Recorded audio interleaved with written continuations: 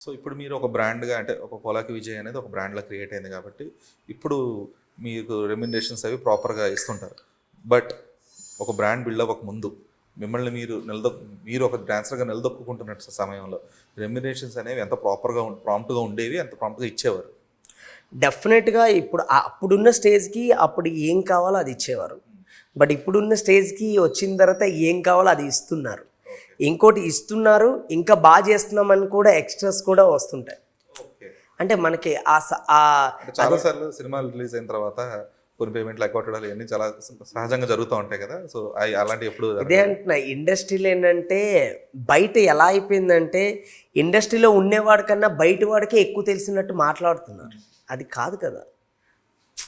ఇప్పుడు బయట ఇక్కడ ఇండస్ట్రీలో మనం ఉంటున్నాం, మనకు తెలుసు. ఇప్పుడు ఎవరి పని ఎవరిని ఎగ్గొడతారు? ఎందుకు వాడు కష్టపడిన డబ్బులు ఎందుకు ఎగ్గొడతారు? మీరు ఫస్ట్ పర్సన్ అనమాట ఇండస్ట్రీ అంటే పేమెంట్స్ చాలా ప్రాంప్ట్‌గా ఉంటున్నాయని చెప్పేసి ఒక ప్రాపర్ స్టేట్మెంట్ ఇచ్చిన ఫస్ట్ పర్సన్ మీరే. అంటే క్లారిటీ ఇచ్చాను బ్రదర్. ఇందులో యాహ్! ఇందులో ఇప్పుడు నేనేదో చెప్పాలి కాదు, ఇంకొకటి కాదు. మీరు నాకు అడిగారు, నేను దానికి క్లారిటీ ఇచ్చాను. ఇలా ఉంటుంది, ఇలా ఉంటుంది, ఇలా ఉంటుందని.